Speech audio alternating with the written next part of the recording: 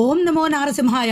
గిరి ప్రదక్షిణ అప్డేట్ మీకోసమే. సింహాచలేశుని పూలరథం శనివారం సాయంత్రం 4 గంటలకు సింహగిరి ప్రదక్షిణకు బయలుదేరుతుంది.